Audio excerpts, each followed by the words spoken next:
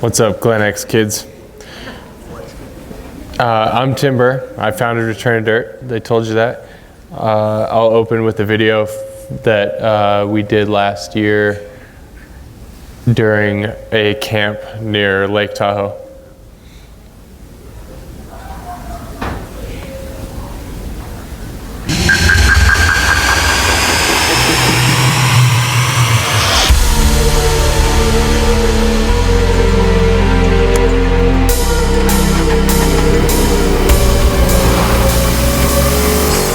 Return to Dirt is accessibility for the greater mountains. So we use side-by-sides and we adapt them so that athletes with disabilities can drive their own rig in the off-road. Getting dirty is just one part of it. The whole goal is to get people outdoors. With these machines, it allows people with disabilities to get out and see the woods, and I think it's the best thing in the world.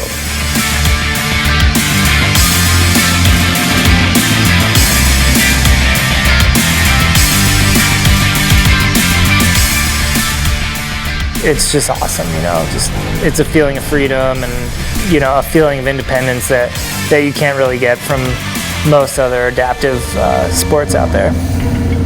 It's like as level of a playing field as you can get post spinal cord injury, that like with a little bit of adaptation, some simple mechanical systems, you can be out riding with a whole crew of people, able-bodied and otherwise, and it's all just left up to skill and the capability of the vehicle. It has nothing to do with your disability. You don't really have to even think about it.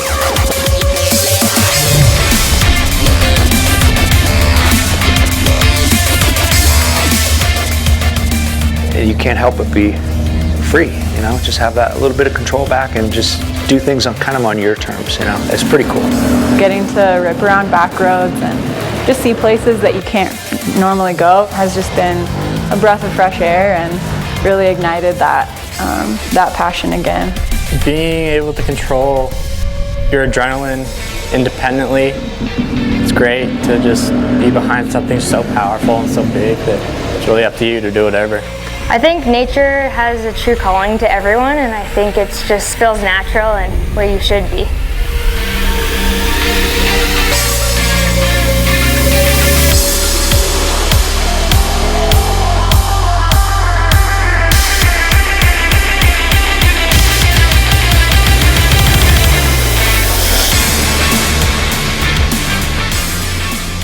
For the rest of the time, we just build those relationships that we're going to take way outside of this camp.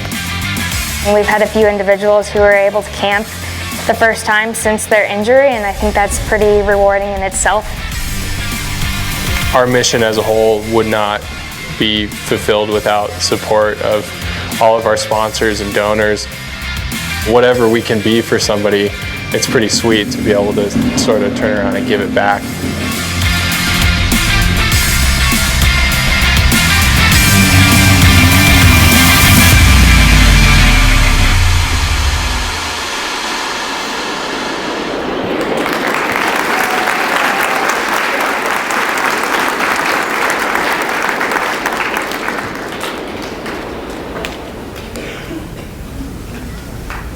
Oh. Hold up. We're tripping again.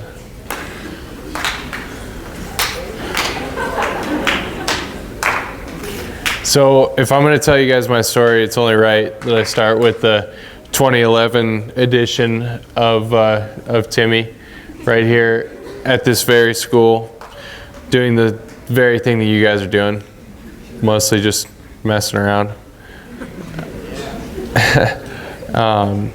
So while I was going to school here, I think it's going now, thanks. I was working at Sunlight Ski Shop, learned about retail, sales, that kind of stuff. Maybe did some of your guys' season rentals when you were kids. Worked at the young company Meyer, helped them design some skis, and got to witness their start as a small business here in the Valley, and see that process go down. Then I moved to Gunnison, went to college. I don't have a ton of photos from school, but I got photos from some extracurricular activities that I like to participate in.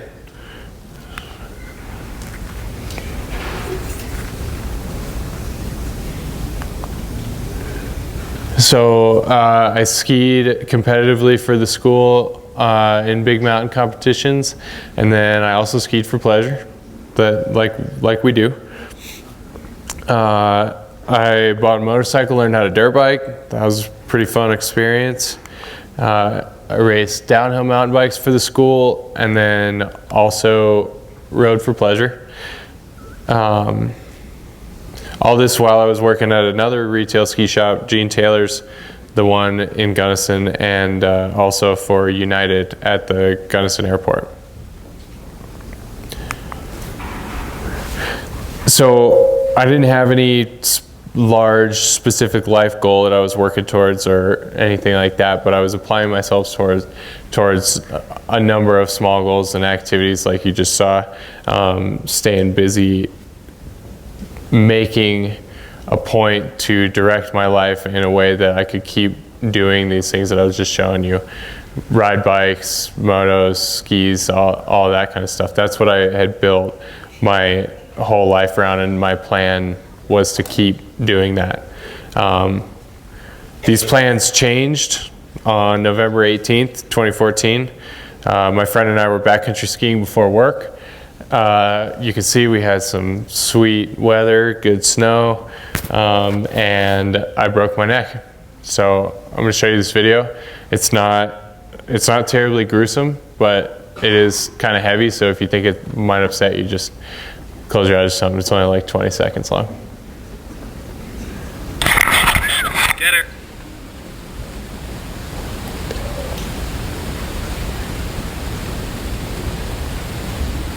Oh!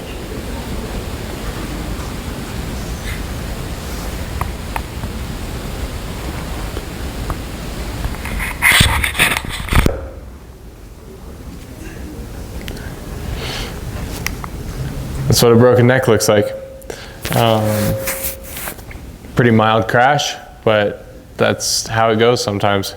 I was wearing a fresh helmet that was like actually brand new, and it didn't have a scratch on it afterwards, so I didn't hit anything under the snow. It was just sort of a freak situation. Here's the anatomy section of the presentation.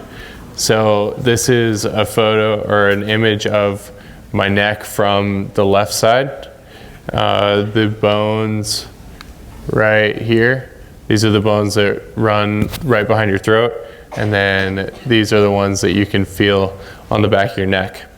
Then in between those is the important stuff, the spinal cord right here. You can see some fragments and stuff going on. This is the 5th cervical vertebrae. That's where my spinal cord injury is, and you can see that there was some pretty significant damage going on. So the spinal cord is the highway of messages that go from your brain up here down to the rest of your body to control and have sensation. So when you injure the spinal cord, the messages don't get to and from the brain anymore. So for me, at this type of, or at this level of injury, I'm basically don't have feeling from here down, and then I have like half arm strength. My fingers and hands I don't have any voluntary control over them.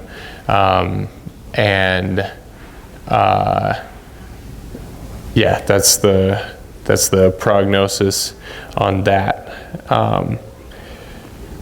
So this changed everything for me.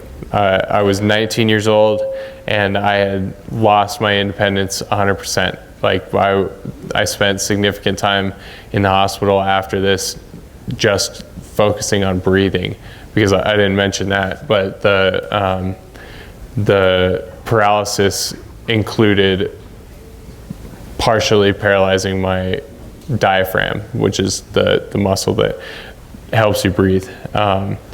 And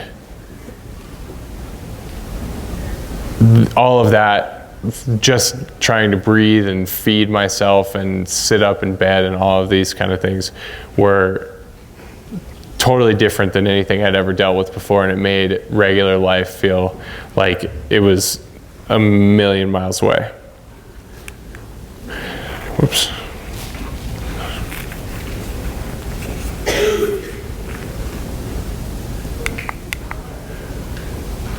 This showed me that independence is possible, or was possible again.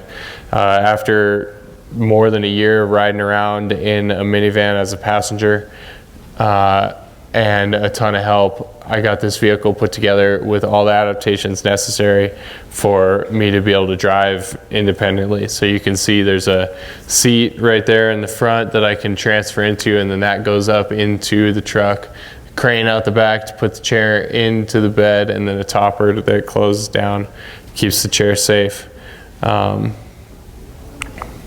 then the inside, you see the handle on the left, that's gas and brake. The handle that's on the steering wheel is just an adaptive grip, so I can kind of wedge my arm in there and then steer the steering wheel. And after I got used to this, I realized that I had tried so many different adaptive sports. I've been really lucky to have people that were willing to try and teach me how to do sit skiing, and I've been adaptive surfing, adaptive off-road hand cycling, all these different things, and none of them matched the freedom that you can get once you are set up behind the wheel of a vehicle, because you are moving yourself through space unhindered, and you're not limited by a wheelchair or any sort of physical stuff, right? So you're following. I recognize that, and also in the process met all of these people that are in similar situations that I thought would probably want to experience these same situations, but it's not super easy to do that. So we put together a team and founded Return to Dirt. You saw kind of what we do in the video.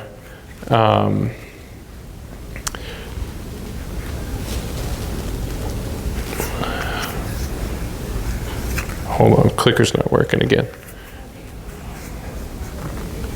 There we go. So that's Return to Dirt. That's what the action looks like.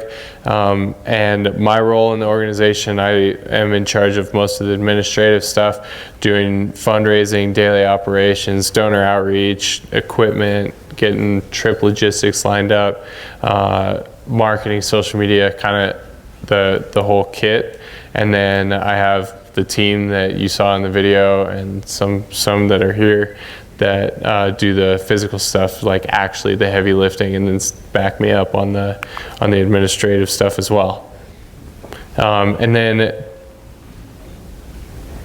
since it's the Career Expo, I thought I'd better try and work in some sort of advice. I'm like barely older than you guys though, so I only have like a tiny bit more wisdom. So the moral of the story that I wanted to pitch to you guys is that at this young stage in your life, I want you to recognize the fact that you can apply your strengths to your weaknesses. So that's like really broad thing. I'll explain it a little bit better. You all have a ton of weaknesses, like a bunch of stuff that you're not super good at, right? And everybody's things that they're not good at are different, but you also have a bunch of things that you are good at. Those are your strengths, and those are all different for every person as well. And I'm telling you that if you locate your strengths and you grow them, you can apply them to your weaknesses, and it won't be an issue anymore. So for example, me personally, I'm not like a super smart guy. I'm not overly self-motivated. Preparing for this speech was like pulling teeth. Those are my weaknesses, right? And I recognize that, but I have some strengths. One of them is chatting, telling stories. So some of these teachers around here remember probably telling my parents and parent-teacher conferences that I was loquacious and that I was distracting other students during school, and they were right about that. But now I get to sort of compensate for that weakness by connecting with people and leveraging the strengths that I do have. So I can apply the gift of gab, so I'll leave you with the fact that Return to Dirt only exists because I recognize my strengths of speaking and connecting and outdoor experience, and like I said, leverage them as much as I could to cover up the fact that I'm 7 years into a 4-year business degree right now. And so recognize your strengths, look for them, grow them, and use them to better yourself in your weaknesses. Thanks for having me. Follow us on Instagram, bust your phones out, and then come and see us at the gym. I'll give you a sticker or something.